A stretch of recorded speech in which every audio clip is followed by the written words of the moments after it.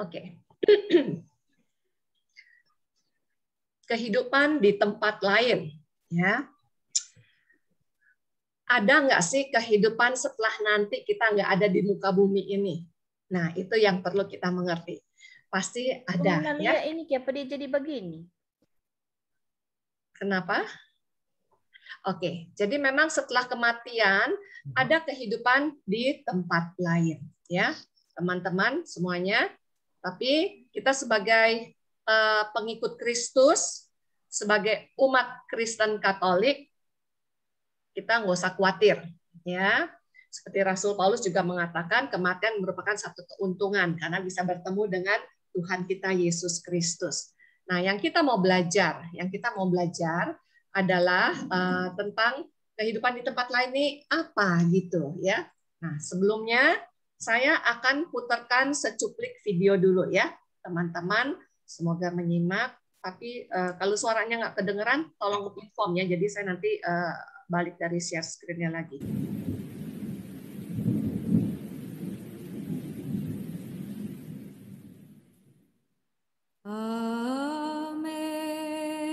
Amazing grace, how sweet the sound that saved a wretch like me.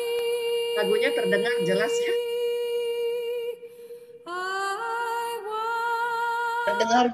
Was lost, but now I'm found.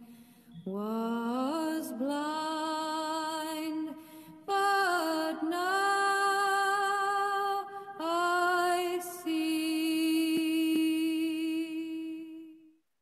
Iya, ini secuplik mengenang bahwa setiap bulan November bagi umat Katolik di mana-mana, ya, di mana-mana berada, kayak Ita ada di Belanda, juga memperingati membuka misa dengan khusus bagi para arwah kemarin tanggal 2 dan tanggal 1 kita pesta para orang kudus, para santo santa kita, ya, di situ. Dan memang hanya ada di gereja Katolik. Di Kristen yang non Katolik mereka tidak percaya hal demikian, nggak apa-apa, ya.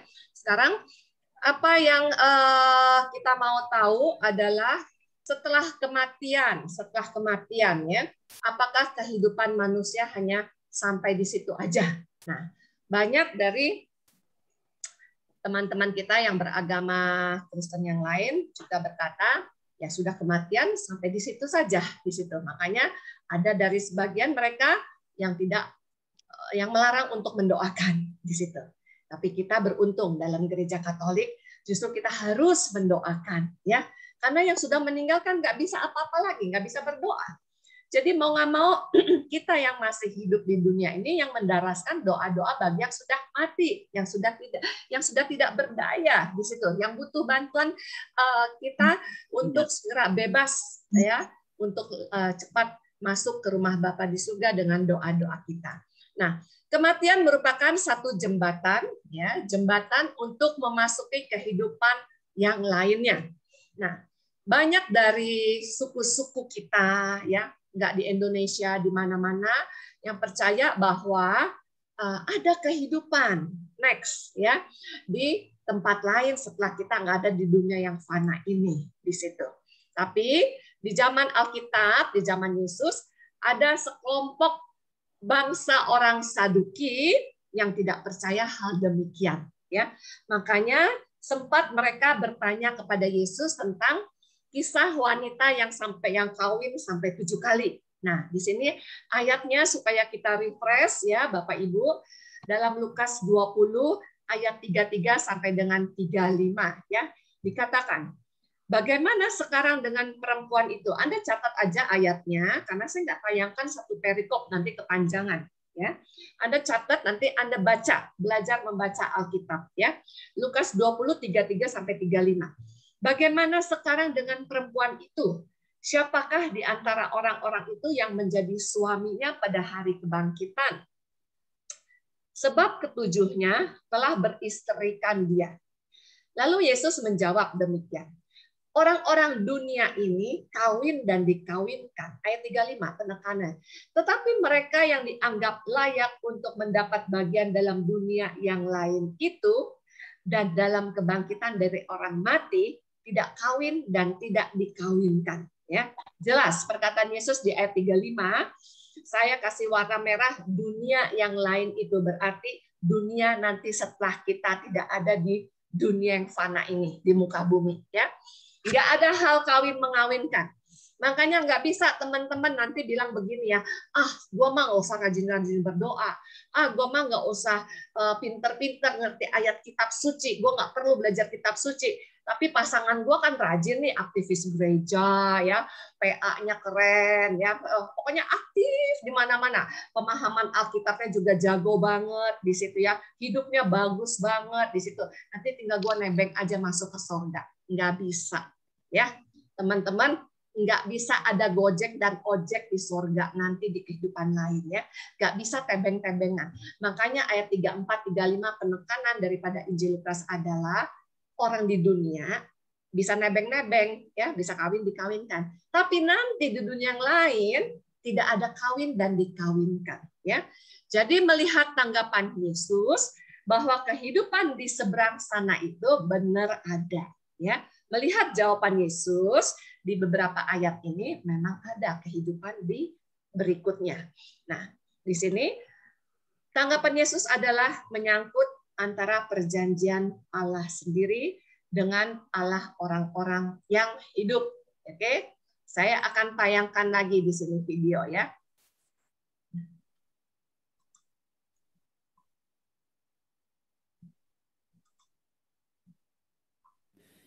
Nearer, my God, to thee, nearer to thee. E'en though it be a cross that raiseth me, still all my song shall be. Nearer, my God, to thee. Nearer, my God, to thee. Nearer to thee. Ah, ah, ah, ah. There let the way appear, steps unto heaven. All that thou sendest me in mercy give.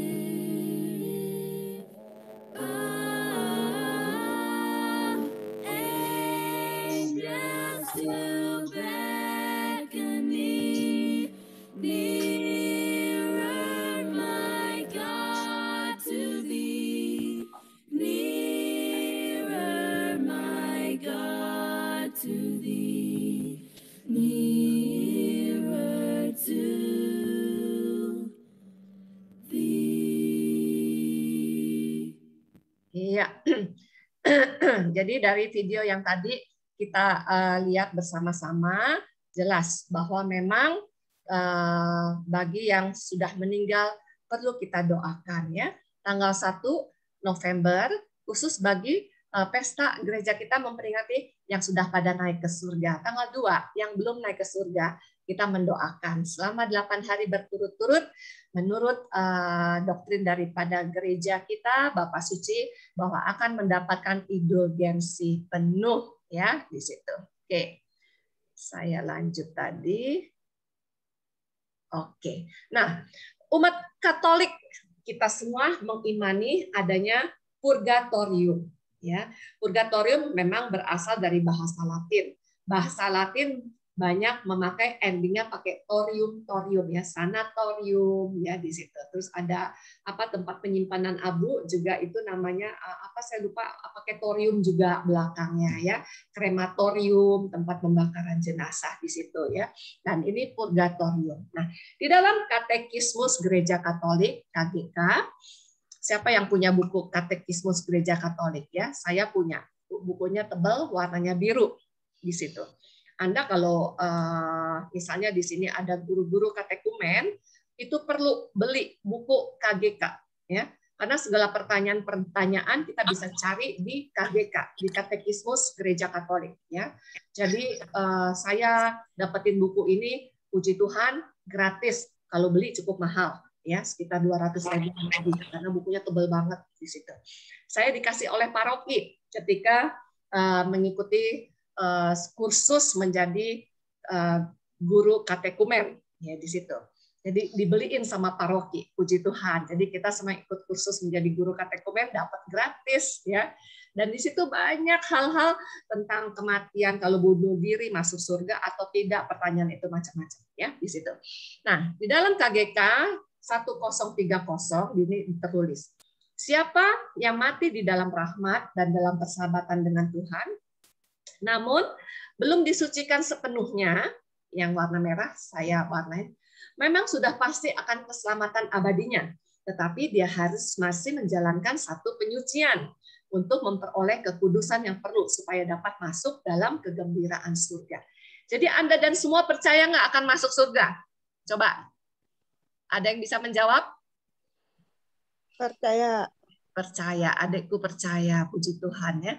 Silakan kalau misalnya nanti saya ada lontarkan pertanyaan, Anda bisa unmute, langsung jawab aja ya, nggak usah takut salah di situ.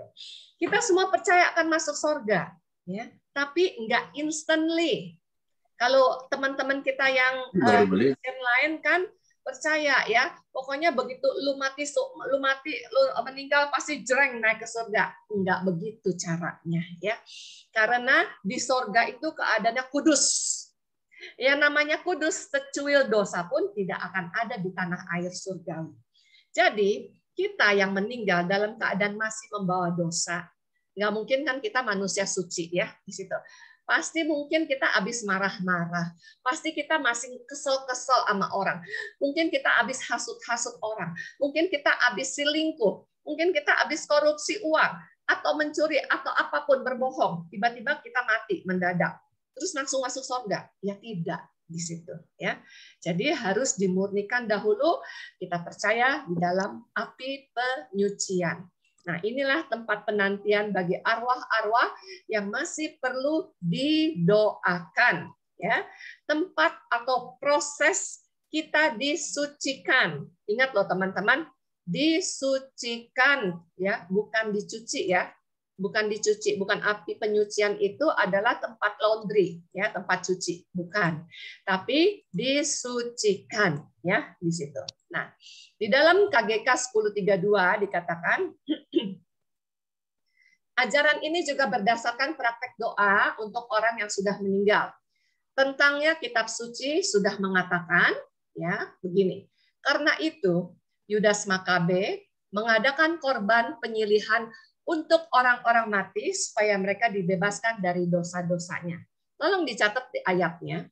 Kalau Anda ditanya oleh teman-teman yang bukan Katolik berkata, ada nggak ayatnya dalam Alkitab? Ada, dicatat. 2 Makabe 12 ayat 45. Tapi kitab teman kita yang lain, yang Katolik, kitab Makabe ini tidak ada. Karena mereka tidak mau baca, tidak percaya, jadi dihilangkan. Adanya di mana? Saya mau tanya, kitab Makabe ini. Saya mau tanya di sini yang videonya enggak on. Di sini ada namanya Kosasi. Kosasi Bapak, Pak Ibu? Ibu Kosasi? Halo? Halo? Halo? Oh, tidak menjawab. Videonya juga tidak bernyala. Atau Pauline Budiman? Pauline Budiman? Ada di manakah kitab Makabe? Halo? Maaf Bu, aku baru masuk, jadi belum terlalu nyimak. Oke. Sorry Ibu. Sorry ya Bu. Sebenarnya kalau baru masuk, sorry banget. Oke, kalau baru masuk harus udah tahu juga ya. Mungkin ya udah saya tanya adikku Eli deh. Ada di mana itu kitab Makabe, Elizabeth? Di Alkitab. Benar. Makabe. Ada di mana? Emang ada di Alkitab, tapi kenapa kok teman kita yang non-Katolik kok tidak punya? Karena dia nggak punya Deuteronomika. Nah, jawabannya itu ada di dalam Deuterokanonika, ya. Di Deuterokanonika di kitab yang non-Katolik Kristen lain nggak punya, makanya mereka nggak percaya hal tentang ini, jadinya dihapuskan ya di situ. Nah, sekarang Deuterokanonika itu saya mau tanya lagi, ya. Itu adanya di dalam Alkitab supaya Anda gampang mencarinya, posisinya di mana? Mungkin saya tanya yang lain di sini. Di bagian tengah. Siapa yang jawab tuh? Tengah. Yang bilang Bagian tengah, Bu. Itu yang jawab siapa? Namanya sebutin. Bu Sylvia Minti. Sylvia. Di antara perjanjian lama dan perjanjian baru. Berarti Anda sering buka Alkitab. Jadi tahu ya, Bu ya. Oke. Setiap hari Bu harus wajib. Harus, saya setuju benar. Bagaimana nanti bisa tahu Allah mengasihi kita, Allah cinta kita, tapi kita ngomongnya kita cinta Yesus kalau nggak pernah baca surat cintanya, ya. Betul, betul sekali. Kalau sering baca Alkitab, ya, itu langsung bisa jawab. Makabe ada di mana? Deuterokanonika, walaupun lagi nyetir mobil juga pasti bisa jawab, ya, di situ. Nah, tapi karena nggak pernah jarang buka, jadi bingung ada di mana ya Makabe ya. Ya, oke. Nah, di dalam 2 Makabe 12:45 ya, itu ada tentang Yudas Makabe. Ya, nanti saya tampilkan ayatnya. Sudah sejak zaman dahulu gereja menghargai peringatan akan orang-orang mati dan membawakan doa dan terutama kurban ekaristi. Jadi dalam misa kudus masukin intensi misa dengan amplop persembahan ya untuk mereka supaya mereka disucikan dan dapat memandang Allah dalam kebahagiaan. Nah, gereja juga menganjurkan amal, indulgensi dan karya penitensi ya demi orang-orang yang sudah tidak ada di situ ya. Nah, di dalam KGK 1031 ditulis gereja menamakan penyucian akhir para terpilih yang sangat berbeda dengan siksa para terkutuk. Nah, itu beda ya. Kalau penyucian para terpilih adalah purgatorium, yaitu api penyucian. Tapi kalau siksa para terkutuk, udahlah itu api neraka, nggak bisa diselamatkan. Ya, kita harus percaya bahwa sebelum pengadilan masih ada api penyucian untuk dosa-dosa ringan tertentu, ya, untuk dosa ringan. Karena kebenaran abadi mengatakan bahwa kalau seseorang menentang Roh Kudus, dia tidak akan diampuni. Di dunia ini tidak, di dunia yang akan datang pun tidak. Ya, catat ayatnya. Injil Matius 12 ayat 32. Ya. Jadi dari ungkapan ini nyata bahwa beberapa dosa dapat diampuni. Nggak berasa jatuh, nggak berasa apa-apa. Halo, kalau yang lagi berbicara tolong mute, ya. Nah, yang lain di dunia lain tidak di situ. Ini adalah tulisan dari Bapak Suci Gregorius Agung dalam Dial 4,39 di situ. Catat ya, Matius 12:32. Makanya ketika ada ya siapa itu yang kaum berjubah, kalau saya sebutnya namanya si tomat busuk ya, yang mengata-ngatai salib Tuhan kita adalah salib jin kafir, ya itu kan sempat heboh tuh ya di medsos kita yang Kristen pada membicarakan tentang si tomat busuk ya. Saya nggak sebut nama sebenarnya, Anda tahulah siapa dia itu di situ ya, dari tetangga kita yang lain di situ yang menghina Yesus Kristus ya, bahwa kita menyembah, kita kafir, kita penyembah jin kafir katanya di situ ya. Nah, terus kan kita pada posting dong di medsos ya. Terus begitu ada yang masih bilang sudah kita mendoakan saja dia supaya dosanya diampuni katanya gitu. Tapi dari saya pun menjawab, orang yang seperti itu sudah menghina Roh Kudus. Jadi tidak akan bisa diampuni, ada di dalam firman Tuhan itu Matius 12:32 bahwa dia tidak akan diampuni di dunia ini, tidak di dunia manapun tidak akan diampuni, ya di situ. Jadi saya bilang sama teman-teman, percuma kita buang waktu untuk mendoakan dia karena dia sudah menghujat Roh Kudus, mengata-ngatai Roh Kudus jin kafir. Jadi tidak akan diampuni lagi. Tidak perlu kita doakan, biarkan saja. Ya, biarkan saja. Nggak usah repot mendoakan orang yang seperti demikian di situ. Oke? Nah, lanjut di sini. Baiklah, kita akan membantu mereka dan mengenang mereka. Nah, kalau anak-anak Ayub saja telah disucikan oleh kurban yang dibawakan oleh bapaknya, ya Ayub 1 ayat 5, bagaimana kita dapat meragukan bahwa persembahan kita membawa hiburan untuk orang-orang yang sudah tidak ada? Jadi jangan kita bimbang, jangan kita ragu untuk membantu orang yang sudah tidak ada, yang mati, mempersembahkan doa kita untuk mereka. Ya, ini Injil tulisan dari Bapak Suci Yohanes Chrysostomus dari Homily in 1 Kor 41,5 di situ surat-suratnya. Ya, oke. Nah, di sini di dalam Ayub 1:15 dikatakan, setiap kali apabila hari-hari pesta telah berlalu, Ayub memanggil mereka dan menguduskan mereka. Keesokan harinya pagi-pagi, bangunlah Ayub lalu mempersembahkan korban bakaran sebanyak jumlah mereka sekalian. Sebab pikirnya, mungkin anak-anakku sudah berbuat dosa dan telah mengutuki Allah dalam hati.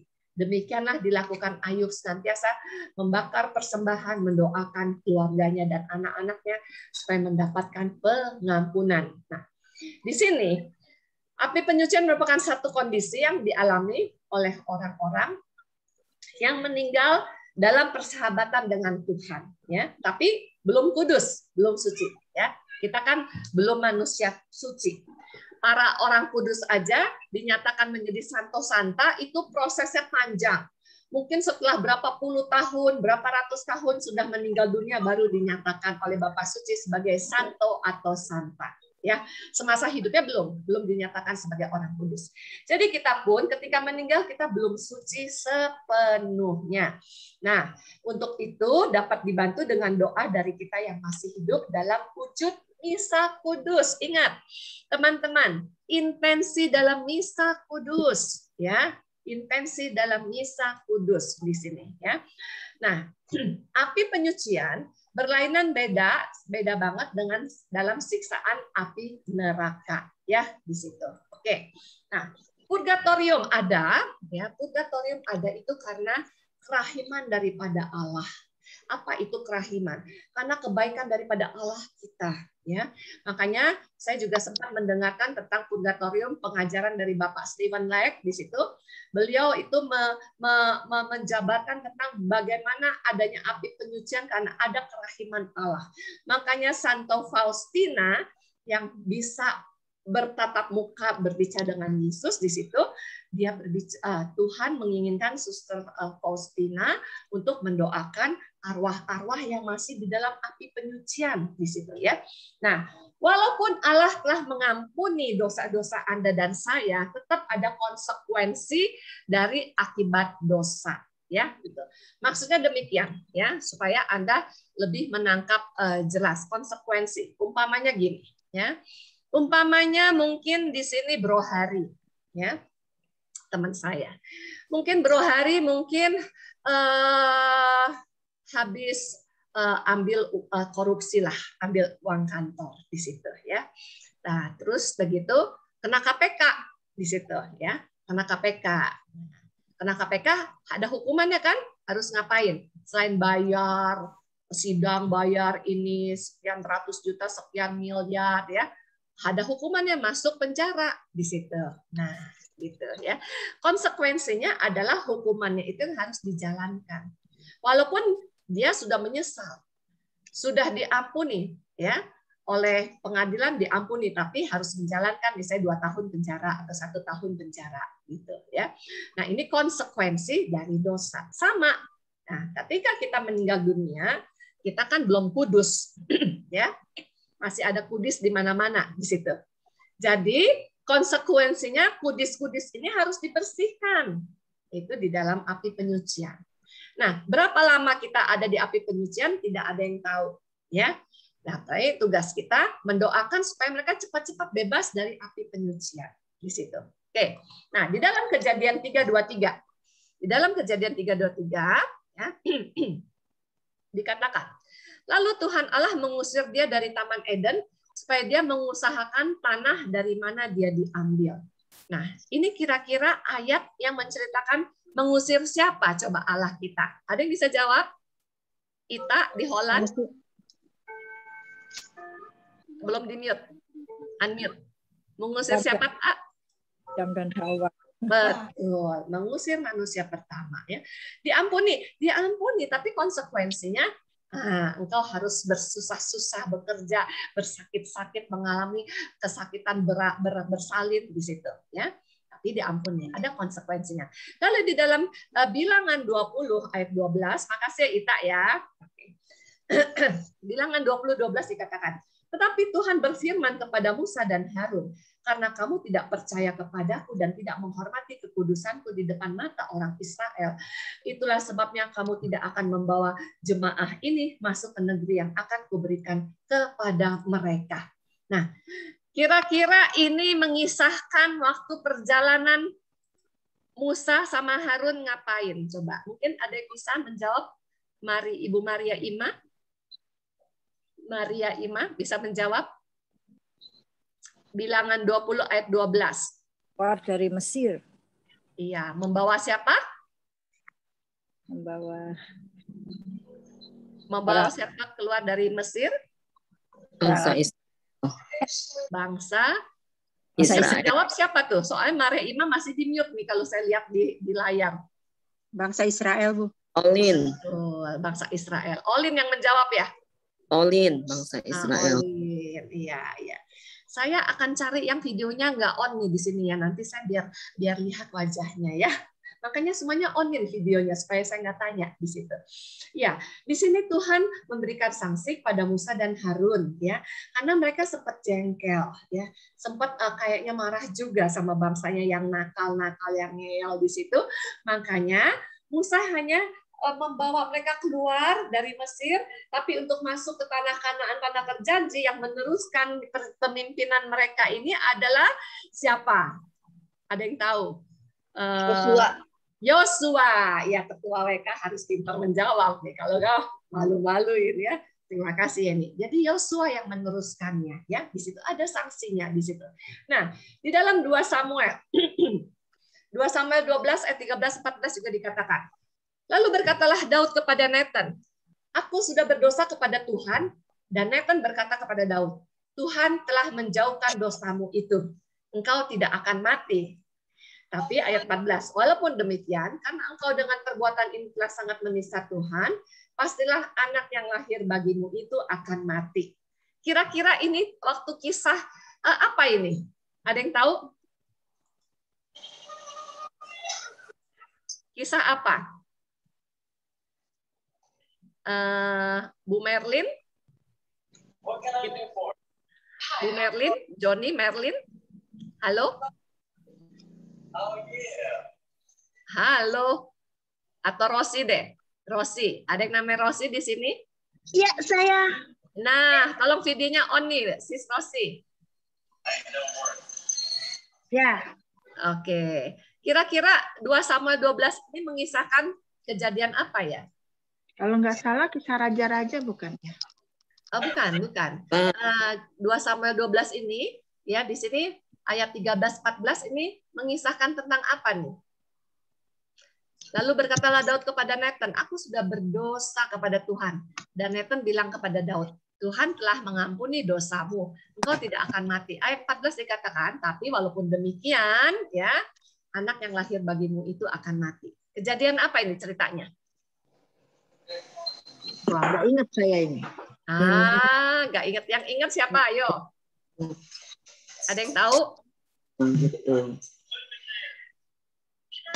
Halo, siapa tadi yang udah menjawab? Himawan tahu nggak Himawan? Daud yang berbuat dosa ya, Bu? Iya, itu siapa yang menjawab tuh? Aku. Siapa namanya? Saya lagi. Yeni. Yeni. Ketuanya lagi ya. Betul, ketika Daud berbuat dosa dengan Batsyeba ya di situ. Nabi Nathan menegur Daud ya. Lalu Daud menyesal sekali. Ya, minta ampun. Nathan bilang Tuhan sudah mengampuni. Engkau tidak akan mati.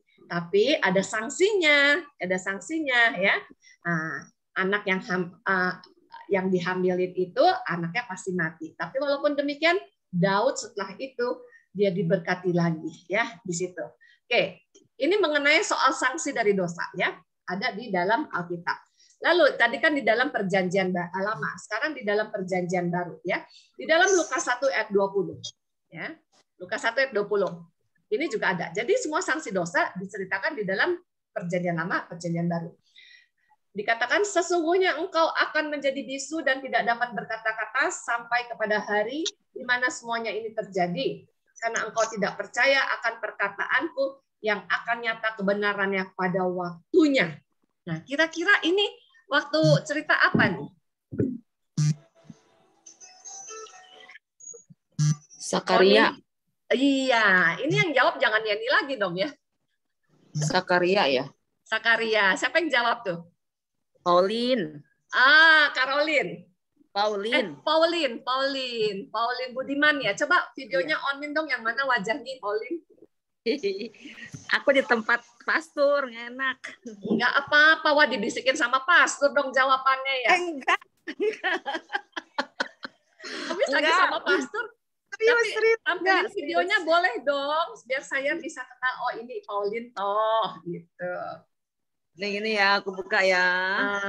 Bu Pauline ketua wilayah saya, Bu Ace. Oh, no wonder, pintar menjawab ya. Iya, kalau nggak bisa menjawab, malu-maluin sebagai korwil ya. Makasih Bu Pauline. Ini Zakaria. Ketika Zakaria mau dikasih anak, dia agak ragu-ragu, nggak percaya karena kan istrinya sudah tua kan Elizabeth ya di situ. Nah makanya dikasih bisu sampai Elizabeth melahirkan di situ. Lalu semua sanak keluarganya minta namanya siapa nih nanti anak ini. Lalu si Zakaria menuliskan dalam papan tulis pakai batu tulis namanya Yohanes. Kaget. Karena di dalam sanak keluarga mereka nggak pernah memakai nama demikian, ya. Nah setelah itu baru dia bisa berbicara lagi, ya di situ. Karena dia kurang percaya. Yang berikutnya, oke. Nah teman-teman, jika orang tua kita kalau sayang sama anak pasti kita mendidik anak kita, ya. Nah jadi kalau kita sebagai orang tua mendidik anak-anak kita, Allah pun mendidik kita semua. Nah, Tuhan ingin agar kita sungguh menjadi kudus, ya. Jadi supaya siap untuk bersatu dengan Dia yang kudus di surga di situ. Nah, kekudusan harus menjadi milik jiwa kita sendiri. Ya, jadi bukan hanya seolah-olah diselubungi oleh kekudusan dari Tuhan kita Yesus Kristus, tapi kita sendiri harus berusaha dalam menjalani hidup ini menuju kekudusan di situ. Karena kan kita ngikutin guru kita Tuhan kita Yesus Kristus yang kudus. Jadi Yesus pun meminta hendaklah kita hidup selalu dalam kekudusan. Ya, firman Tuhan mengatakan demikian.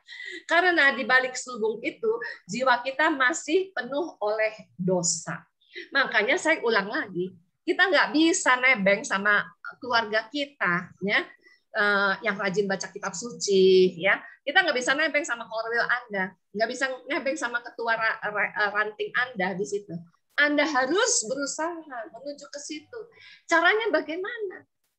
Ya, walaupun udah sibuk, usia mungkin udah lebih senior dari yang muda-muda, yang junior, ya. Nggak ada alasan Bapak Ibu untuk berkata nggak punya waktu untuk baca firman Tuhan, ya.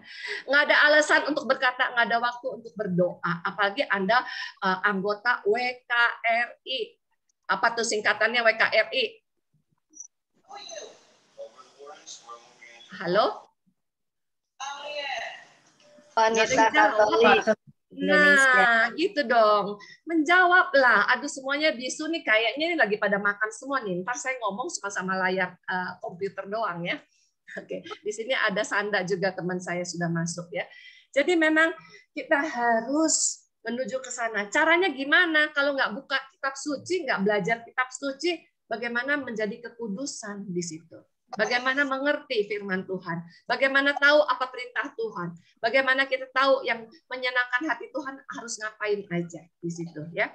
Nah, makanya kita sendiri yang harus jalan menuju kekudusan, teman-teman. Nggak bisa nebeng-nebengan ya, nggak bisa naik Gojek, nggak ada Gojek di sana ya, nggak ada Grab di sana ya. Oke. Nah, karena di balik selubung itu jiwa kita masih dengan dosa. Nanti di sini juga karena belum sepenuhnya kudus, maka harus disucikan dahulu di dalam api penyucian, teman-teman ya. Nah, di sini Allah menginginkan agar kita menjadi kudus dan sempurna. Di dalam surat 1 Petrus 1 ayat 15-16 dikatakan, tetapi hendaklah kamu menjadi kudus di dalam seluruh hidupmu. Nah, ini yang tadi saya katakan. Sama seperti Dia, yaitu Yesus Kristus yang kudus, yang telah memanggil kamu. Sebab ada tertulis, kuduslah kamu sebab aku kudus. Matius 5:48 juga dikatakan, karena itu haruslah kamu sempurna, sama seperti Bapamu yang di surga adalah sempurna. Ya, teman-teman, kita memang nggak bisa menjadi makhluk yang sempurna selama masih hidup, ya. Tapi kita proses menuju kepada kekudusan di situ, ya, untuk menjadi sempurna. Makanya proses dalam hidup kita jatuh bangun, ya, di situ jatuh bangun. Kalau udah tahu ini dosa, kita cepat-cepat tinggalkan. Jangan udah tahu dosa, nikmat banget bermain di dalam lumpur dosa, terus aja nyerusuk di dalam lumpur dosa masuk ke lubang maut di situ, ke jurang maut, ya. Enggak seperti demikian, ya, di situ. Jadi memang kita berusaha menuju kesempurnaan dan kekudusan. Nah, Bapak Ibu dikasih Tuhan Yesus. Mengingkari adanya api penyucian sama juga dengan mengingkari akan kerahiman, kebaikan, dan keadilan Tuhan. Ya, di situ. Nah, keadilan, kasih, dan kesetiaan itu merupakan hakikat dari Bapa kita, dari Tuhan kita. Nggak bisa disangka lagi oleh Tuhan sendiri, ya. Karena Allah itu adalah baik. Allah itu adalah Maha kasih. Allah itu adalah setia, ya. Tuhan Yesus juga setia di situ. Jadi keadilan, kasih, kerahiman, kesetiaan, hakikat Tuhan yang tidak dapat disangkal oleh Tuhan sendiri. Di dalam surat kedua Timotius, Rasul Paulus kepada Timotius bab 2 ayat 13 dikatakan, jika kita tidak setia, dia tetap setia. Ya, kalau manusia sering melenceng, ya, suka bilangnya iya mau setia, mau cinta Yesus, tapi males lagi doa, males lagi baca kitab suci, ya. Ini sering nih. Saya kalau lagi bawain firman di mana-mana saya sering cerita tentang ini. Saya kan dulu juga ngajar anak sekolah bina iman, ya. Ada lagu sekolah minggu, ya, zaman dulu itu yang nyanyiannya demikian. Ya. BOHONG, BOHONG. Bohong itu dosa, Yesus tidak suka. TAAT taat, TAAT taat. Saya mau seperti Yesus, TAAT taat. Ya, jadi kalau kita ngaku-ngaku cinta Tuhan Yesus, ya, wah pokoknya murid Tuhan Yesus, tapi surat cintanya nggak pernah baca. Buka Alkitab aja nggak tahu nih ayat yang ini ada di sebelah mana, ayat yang di ini ada di sebelah mana di situ, ya. Nanti anak cucu kita yang rajin sekolah minggu nyanyi tuh lagu itu. Mama papa, opa oma, BOHONG. Apa artinya? BOHONG, Olin?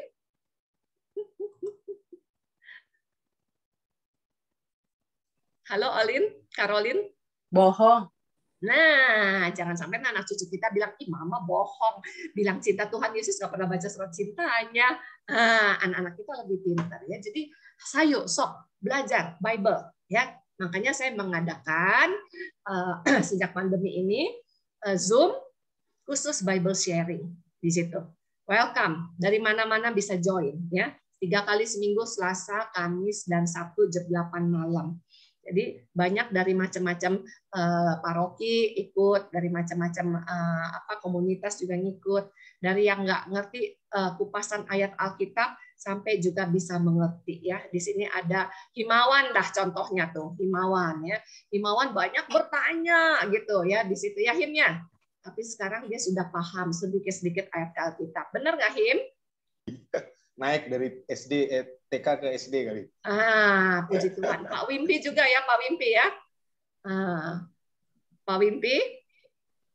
Iya, Bu. Iya. Paling nggak sekarang sudah mengerti tentang renungan harian gereja kita setiap hari ya. Karena kita bahas di Bible School. Ya. Adik saya Eli juga tadinya awal-awalnya masih pusing-pusing ke sana kemari. Sekarang dia pinter loh. Makanya sok ayo kita di Holland ikutan di situ ya. Oke. Nah, di dalam terima kasih teman-teman. 2 Timotius 2 dikatakan manusia sering nggak setia ya, tapi guru kita Tuhan kita Yesus TAAT, taat dan setia, menebus dosa kita mati di kayu salib, bangkit hari ketiga untuk menyelamatkan kita semua ya. Makanya karena Yesus tidak dapat menyangkal dirinya karena dia adalah setia walaupun manusia sering tidak setia. Konsekuensi dosa nih teman-teman ya, konsekuensi dosa ya. Oke. Kalau meninggal dalam keadaan sempurna dalam rahmat Allah ya, tapi ini tidak ada yang seperti demikian. Mungkin hanya satu kali ya, satu atau dua yang menjadi langsung santo atau beato di situ ya. Seperti kayak Bunda Teresa, Bapak Suci Paus ya di situ ya. Nah, langsung masuk surga, nggak lewat api penyucian ya. Tapi dalam keadaan sempurna di situ. Susah manusia untuk menjadi sempurna ya. Tapi jika dalam keadaan berdosa berat, menghina Roh Kudus, tidak bertobat sama sekali, no way. Itu yang namanya upah dosa adalah maut. Masuklah ke jurang maut, itu api neraka. Nah, jika dalam keadaan di tengah-tengah yang kita akan bicarakan ya, kita meninggal dalam rahmat Tuhan, kita percaya ya, hidup kita baik walaupun masih menyandang dosa ya. Kita akan masuk ke sini, ke purgatorium, api penyucian. Itu udah pasti punya. Kalau dari api penyucian langsung kita naik ke tingkat ke rumah Bapa di surga. Namun masih punya dosa ringan, masih menanggunglah konsekuensi dari dosa-dosa yang sudah diampunin, yaitu konsekuensinya kita jalani di api penyucian.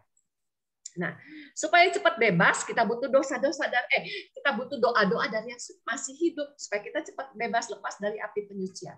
Nah, sekarang perbedaan dosa berat dan dosa ringan. Tadi kan di dalam video dikatakan ada dosa yang bisa diampuni, ada dosa yang tidak dapat diampuni.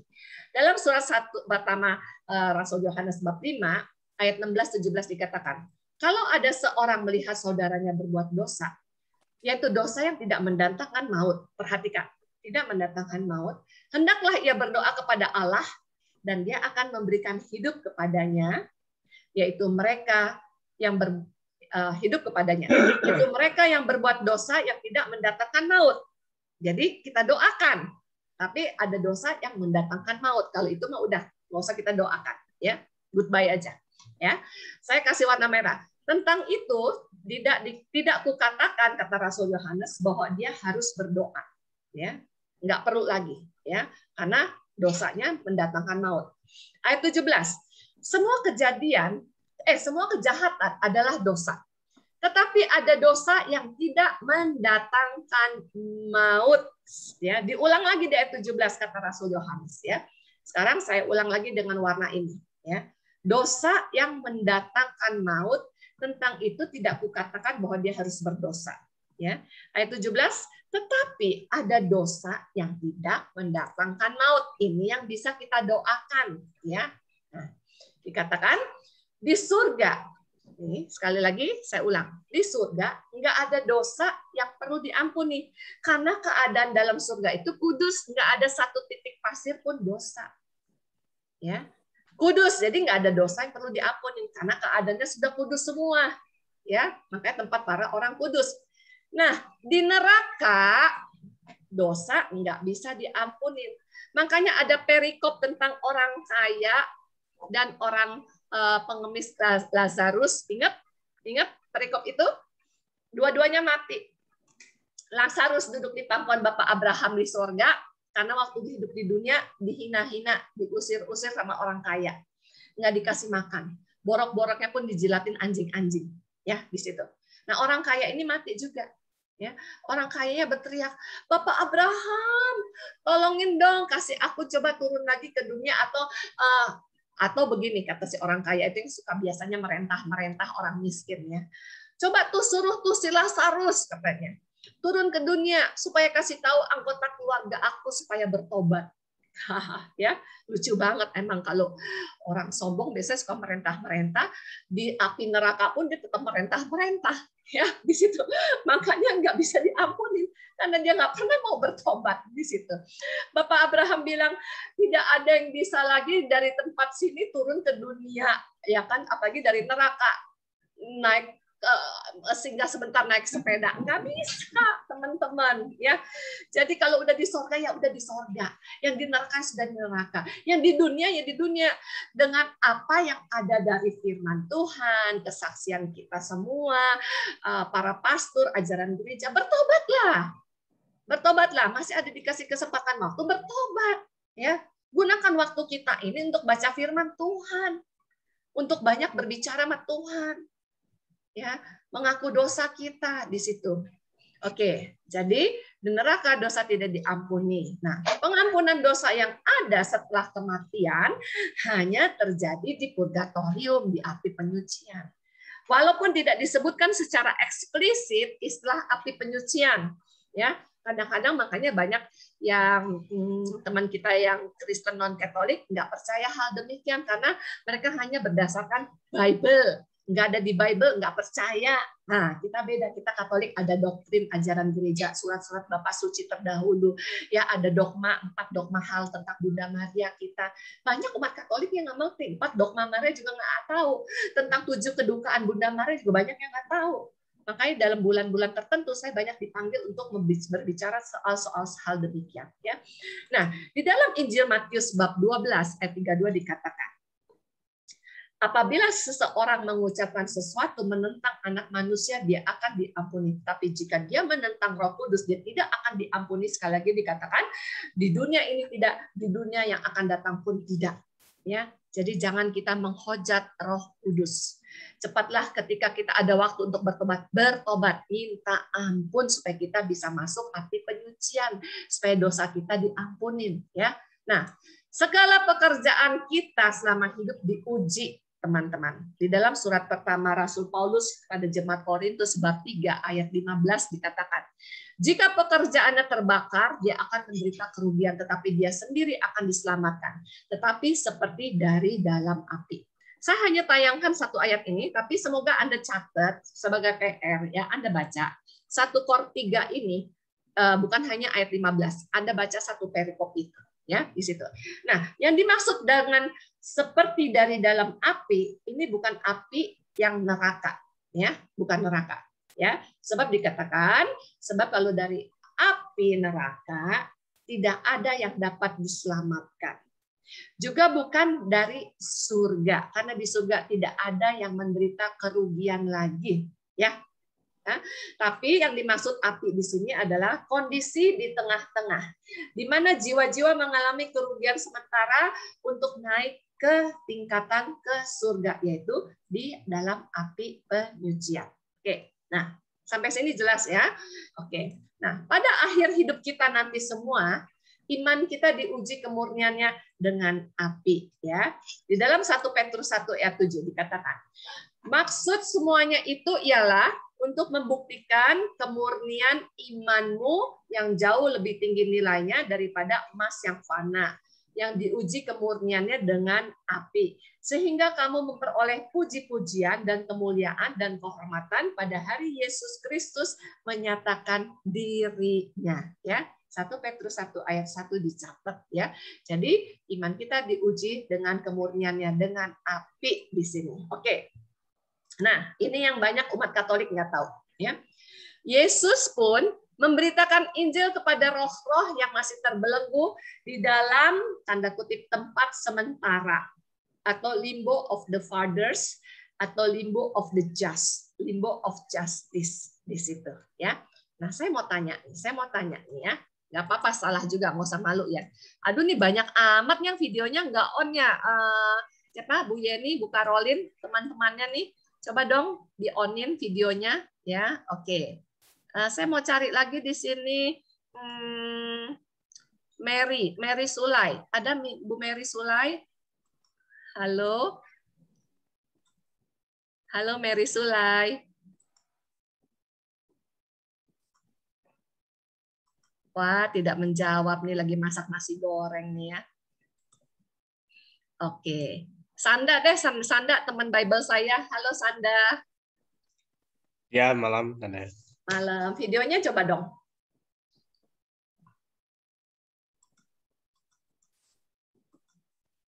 Mana Sanda wajahmu? Wajah yang ganteng udah muncul. Sanda tahu nggak? Ya, ini kan pasti kamu udah sering ngikutin tante juga ya. Kira-kira kapan nih ya Yesus memberitakan Injil kepada roh-roh yang masih terbelenggu? Udah pas dia mau wafat di kayu salib. Kan dia Udah wafat apa belum? Enggak, waktu pas belum. Kan waktu pas yang ada sejadu Pilatus yang prajurit yang yang pas dia mau sebelum wafat, kadang dia kan doain kan Yesus. Kurang tepat Sanda, tapi memang dalam keadaan waktu di kayu salib itu betul di situ kurang tepat. Nggak apa-apa. Saya mau tanya Bro Hari deh. Bro Hari. Pada saat Yesus wafat dan sebelum bangkit ke hari ketiga. Nah, betul ya. Pertanyaannya, Yesus kan mati 3 hari baru bangkit, bukan? Selama 3 hari itu kemana? Selama 3 hari itu Yesus di sini memberitakan Injil kepada roh-roh yang masih terbelenggu dalam limbo of the just, limbo of justice, ya. Jadi selama 3 hari itu dia memberitakan Injil. Oke? Nah, kita lihat di sini ya. Terima kasih Bro Hari, terima kasih Sanda. Dalam surat pertama Rasul Petrus bab 3 ayat 18 sampai 20. Anda catat ya, Anda umat Katolik harus paham hal ini. Jangan nanti aku ditanya lagi di lain kesempatan nggak bisa jawab lagi ya. Sanda juga lupa nih jawabannya ya. Tapi ingat waktu Yesus disalib, oke lah. Oke. Dikatakan, sebab juga Kristus telah mati sekali untuk segala dosa kita. Ia yang benar untuk orang-orang yang tidak benar, supaya ia membawa kita kepada Allah.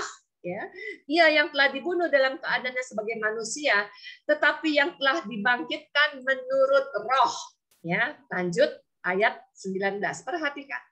Dan di dalam Roh itu juga ia pergi memberitakan Injil kepada roh-roh yang di dalam penjara, dalam tanda kutip. Ayat 20. Yaitu kepada roh-roh mereka yang dahulu pada waktu Nuh tidak taat kepada Allah. Ketika Allah tetap menanti dengan sabar waktu Nuh sedang mempersiapkan bahteranya di mana hanya sedikit, yaitu 8 orang yang diselamatkan oleh air bah tersebut. Ya, di situ. 1 Petrus bab 4 ayat 6 dikatakan, itulah sebabnya maka Injil telah diberitakan juga kepada orang-orang mati supaya mereka sama seperti semua manusia, dihakimi secara badani tetapi oleh roh dapat hidup menurut kehendak Allah. Ya, jelas di dalam surat Rasul Petrus ini 1 Petrus 3 18 sampai 20 dikatakan bahwa Yesus juga pergi memberitakan Injil kepada roh-roh di dalam penjara. Pertanyaannya banyak yang kita nggak tahu kapan itu kapan. Ingat, Yesus mati 3 hari. Selama 3 hari menuju kebangkitan, disitulah Yesus memberitakan Injil kepada roh-roh yang terdahulu di situ. Ya, oke. Lanjut.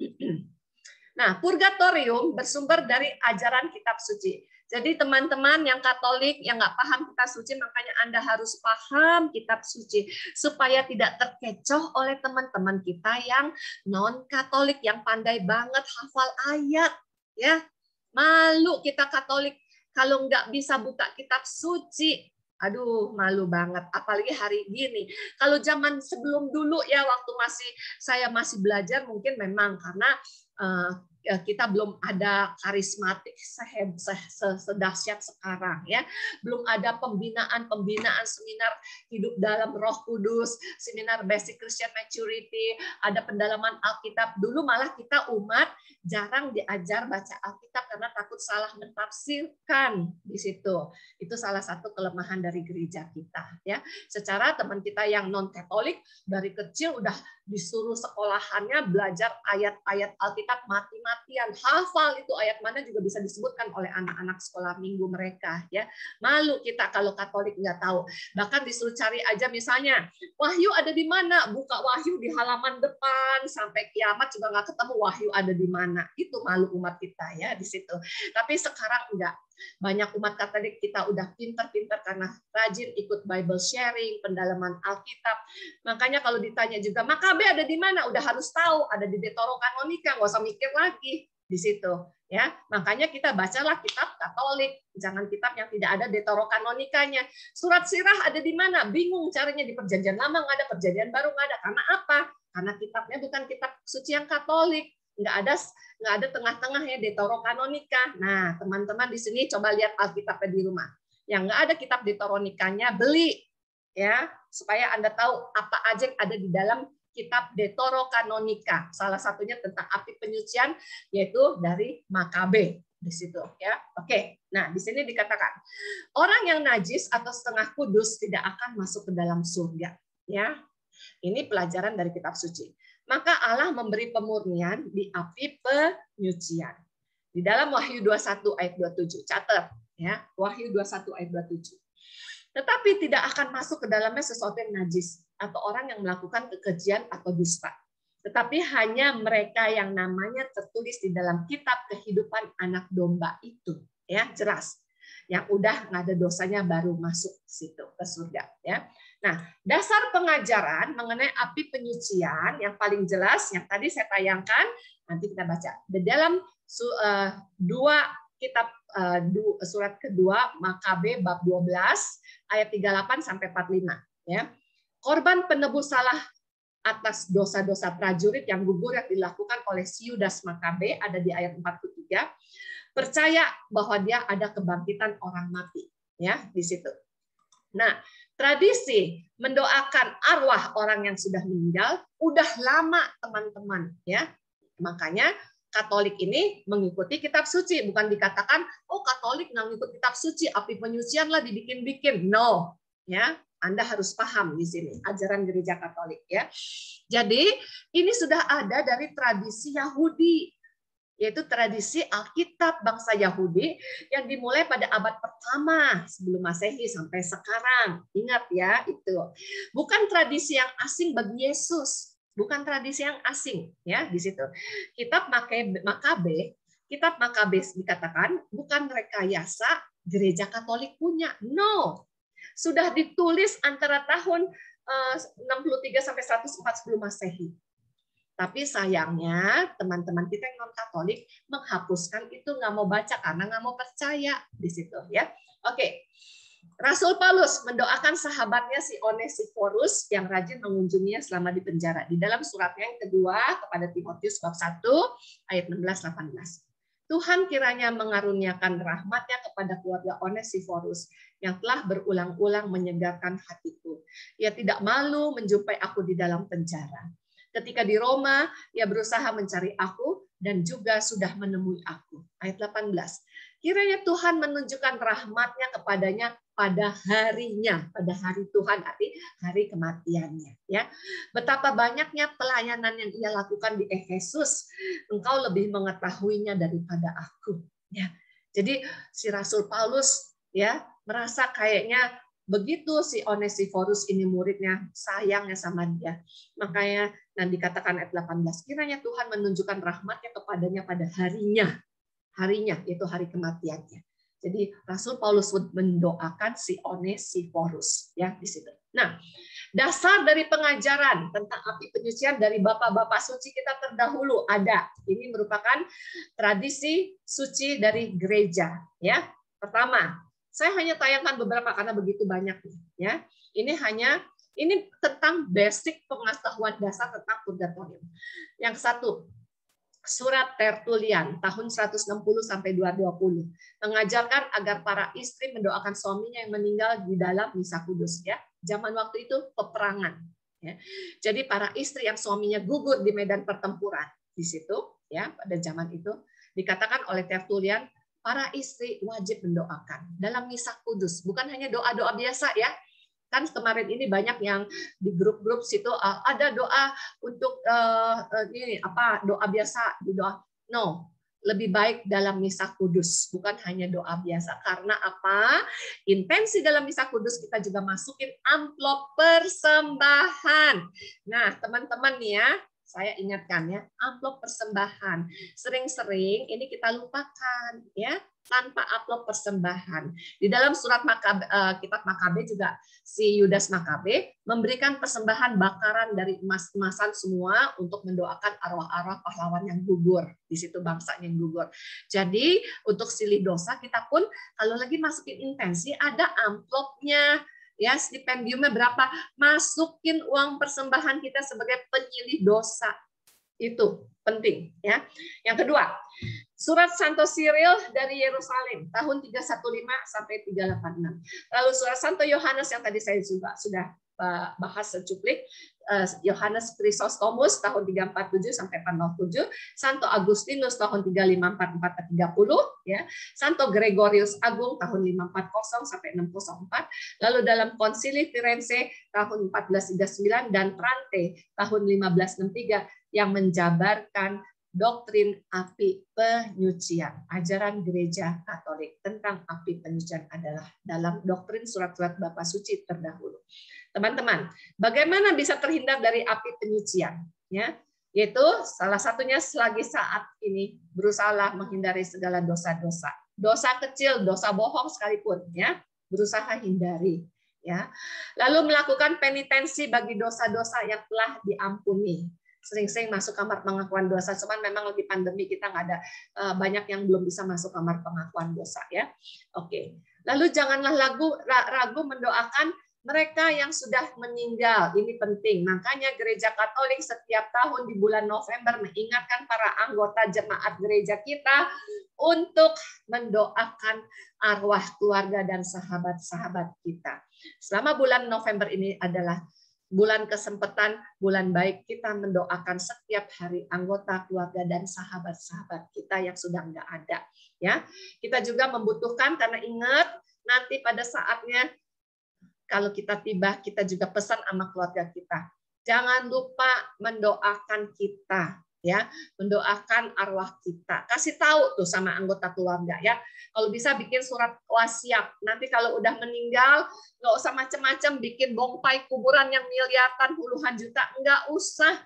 Ya, teman-teman, kasih tahu anggota keluarga semuanya. Tapi ingat, jangan lupa setiap bulan November masukin 8 hari berturut-turut wujud intensi misa untuk kita di api penyucian. Amin. Amin semuanya. Oke, pengajaran sudah selesai. Amin. Saya akan tayangkan video, ya. Terakhir.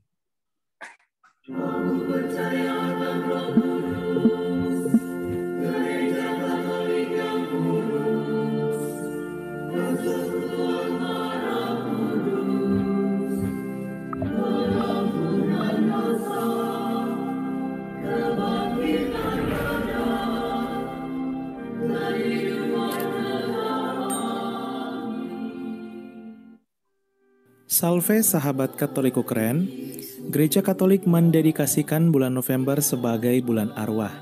Di bulan ini, umat Katolik dunia berziarah ke makam dan mendoakan orang-orang terkasih yang telah dipanggil oleh Tuhan yang masih berada di api penyucian.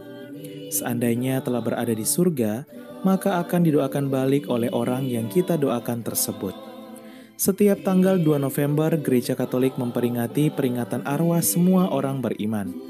Dalam iman Katolik, tak hanya ada surga dan neraka, tetapi ada satu tempat bagi mereka yang masih memiliki dosa ketika meninggal untuk dibersihkan terlebih dahulu sebelum masuk ke dalam kerajaan surga. Tempat itu ialah api penyucian atau purgatorium. Api penyucian adalah tempat atau keadaan di mana terjadi proses pemurnian atau pembersihan atau penyucian jiwa-jiwa agar mencapai suatu pemurnian yang layak untuk masuk ke surga. Jiwa-jiwa ini membutuhkan doa dari orang-orang di dunia agar segera terbebas dari api penyucian dan masuk ke dalam surga. Adanya api penyucian ini sungguhlah nyata. Banyak para kudus yang menerima karunia dan kesempatan untuk melihat api penyucian ini. Salah satunya ialah Maria Sima. Maria Sima adalah wanita Katolik asal negara Austria. Ia dikenal saleh dan memiliki kerendahan hati yang besar. Sejak masa kanak-kanak, ia sudah banyak berdoa bagi jiwa-jiwa di api penyucian. Pada tahun 1940 ketika ia berumur 25 tahun, ia mendapat karunia khusus dari Allah, yaitu menerima kunjungan dari jiwa-jiwa yang masih menderita di api penyucian. Berikut kesaksian Maria Sima akan api penyucian yang diwawancarai langsung oleh Suster Emmanuel. Kebanyakan dari mereka meminta intensi misa kudus, disertai dengan kehadiranku dalam misa tersebut. Setelah itu, meminta untuk berdoa rosario dan jalan salib.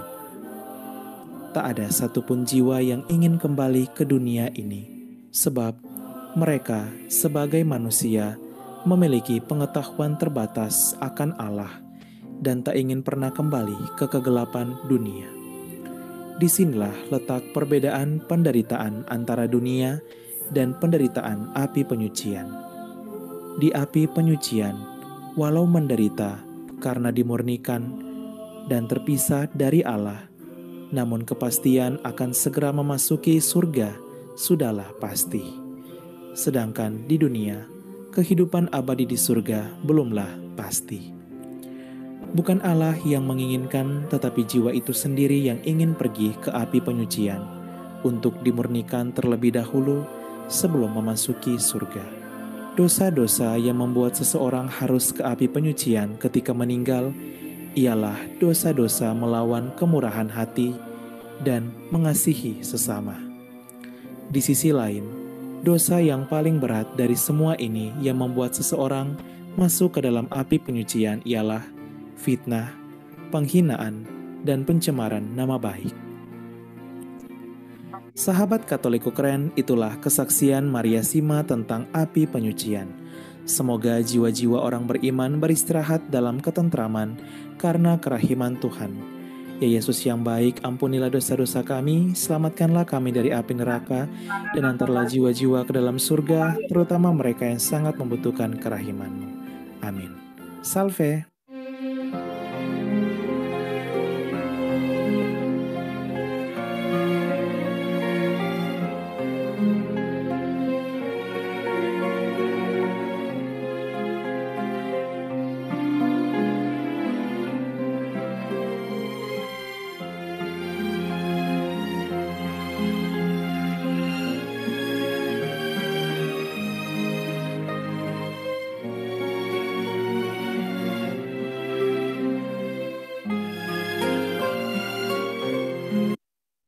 Oke, teman-teman,